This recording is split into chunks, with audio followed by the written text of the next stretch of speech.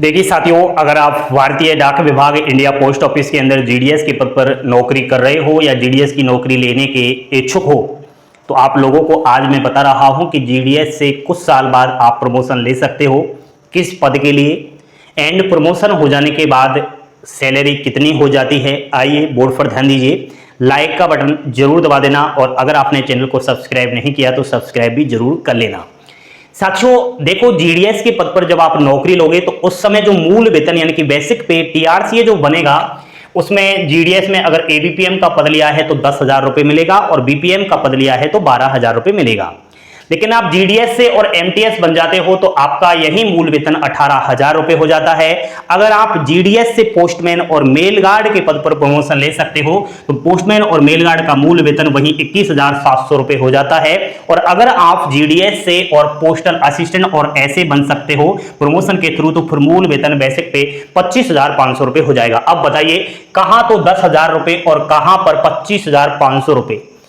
देखो ये मूल वेतन है, इसके अलावा पूरी अगर हम सैलरी स्लिप को देखें, अभी जो लेटेस्ट जीडीएस टू एमटीएस बने हैं, ठीक है, यानी कि जीडीएस से एमटीएस बनना है तो भाई पहले 3 साल आपको जीडीएस की नौकरी करनी पड़ती है, फिर डिपार्टमेंटली नोटिफिकेशन जारी होता है। जो भी जीडीएस इतने साल नौकरी कर लेता है वो फॉर्म अप्लाई करता है, एक एग्जाम्स होती है, उस एग्जाम्स को पास करना होता है और फिर वो एमटीएस मल्टीटास्किंग स्टाफ के पद पर जो है प्रमोशन ले लेता है। हाल ही में प्रत्येक सर्किल वाइज नोटिफिकेशन जारी हो रहे हैं। आप जीडीएस से पोस्टमैन और सॉर्टिंग असिस्टेंट के पद पर प्रमोशन लेना चाहते हो तो उसके लिए भी नोटिफिकेशन जारी हो रखा है। एग्जाम्स जुलाई में होंगे। अगर आप एमटीएस पोस्टमैन मेल गार्ड किसी भी पद के लिए प्रमोशन लेना चाहते हो तो हमारे साथ जुड़े रहो, क्योंकि डिपार्टमेंटली जब ये नोटिफिकेशन आ रहे हैं उनका हम आपको अपडेट भी दे रहे हैं। साथियों अगर एमटीएस की सैलरी हम देखें, अभी लेटेस्ट जो आई है अप्रैल मई की, अगर हम देखें भाई साहब एमटीएस के पद पर जो जीडीएस प्रमोशन ले चुका है, पहले तो उसको जीडीएस के वही 10-12 हजार रुपए बेसिक पे मिल रहा था, लेकिन एमटीएस के पद पर प्रमोशन लेने के बाद बेसिक पे हो जाता है एमटीएस का 18,000 रुपए प्रति मंथ। उसके अलावा डेयरनेस अलाउंस महंगाई भत्ता 9,900 रुपए एंड आपका डीए एंड टीपीए के 990 रुपए मिलते हैं। एचआरए हाउस रेंट अलाउंस के मिलते हैं 1,800 रुपए और टी ट्रांसपोर्ट अलाउंस के मिलते हैं 1,800 रुपए एंड एरियर्स के भी मिल गए हैं 1,188 रुपए। टोटल जो ग्रॉस सैलरी बनकर निकली है वह 33,678 रुपए निकली है। लेकिन इसकी सैलरी में से कुछ डिटेक्शंस होते हैं, जैसे कि एनपीएस के 2,790 रुपए की कटौती होती है। एनपीएस का जो एरियर है उसके 108 रुपए की कटौती हुई है। आपका जीआईएस फंड के 30 रुपए और वेलफेयर फंड के 50 रुपए काट पीट करके टोटल जो डिटेक्शन हुआ है वो 2,928 रुपए हुआ है। अब इसके बैंक के अकाउंट में जो इन हैंड सैलरी निकल कर आई है वो 30,000 रुपए आई है।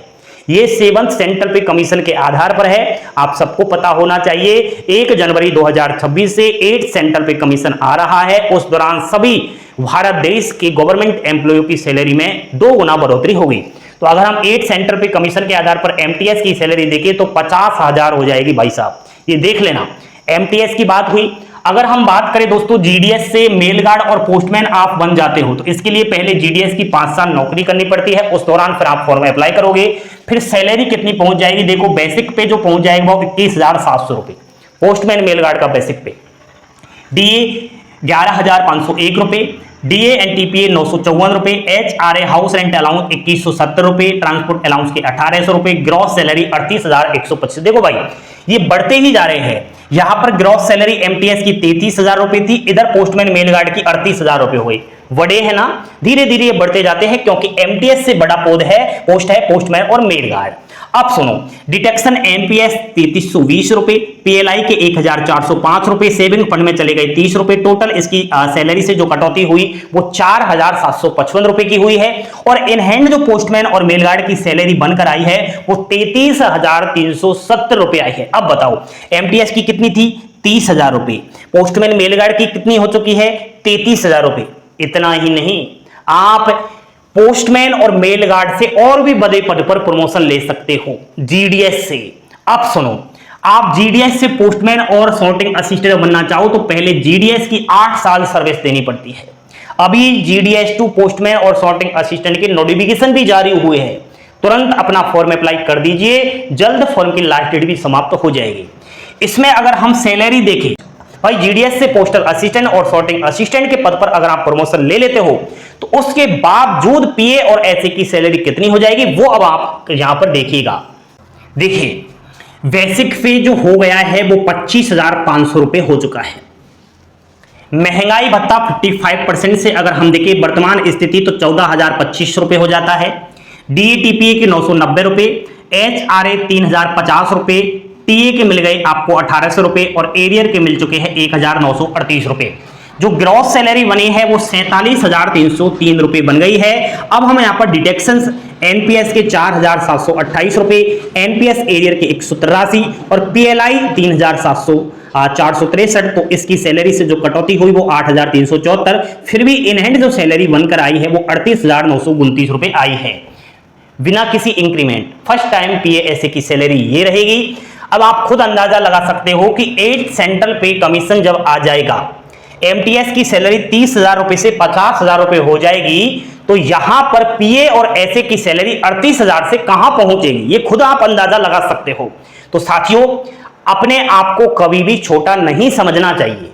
वर्तमान में जो भी इंडियन पोस्ट ऑफिस में जीडीएस के पद पर काम कर रहा है वो डिमोटिवेट नहीं हो सकता है कुछ परेशानियां आपको हो, आपके सीनियर आपको टारगेट दे रहे हो, अन्य आप कठिनाइयों से गुजर रहे होंगे, लेकिन होता है कुछ दिन की प्रॉब्लम्स आप क्रिएट कीजिए, लेकिन कुछ साल आप नौकरी कर लेते हो तो भाई लोग, आपको मैंने जो आपका फ्यूचर है उस फ्यूचर में आपकी जेब में कितनी सैलरी आएगी वो मैंने पहले ही आपको बता दी है।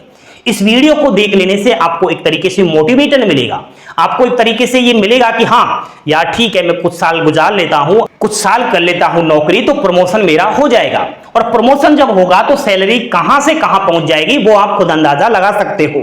तो साथियों, आप जीडीएस के पद पर इतने साल नौकरी कर चुके हो, या 3 साल 5 साल 8 साल, तो आप प्रमोशन लेने के लिए अपनी एलडीसी लोकल जो डिपार्टमेंटली एग्जाम्स होती है उसकी तैयारी कीजिए और आप एग्जाम्स को क्रैक कीजिए।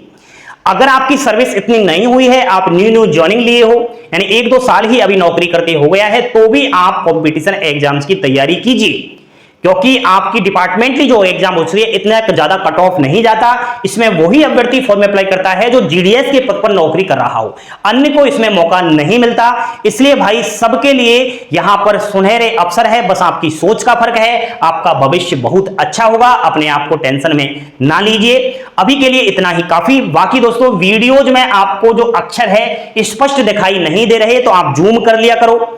जूम करने के बाद आपको अक्षर साफ दिखाई देंगे। आने वाले जल्द दिनों में हम आपके लिए और भी एचडी क्वालिटी में वीडियो लाने वाले हैं, क्योंकि सेटअप तैयार हो रहा है। अभी टेक्निकल एरर है, वीडियो आपको साफ नहीं दिखाई दे रहे, लेकिन हमारी जुबान ही काफी है। आप जो कहता हूं उनके एक एक शब्दों पर ध्यान दिया करो, एक एक शब्द आपके इंपोर्टेंस है। थैंक यू, धन्यवाद। जय हिंद, जय भारत।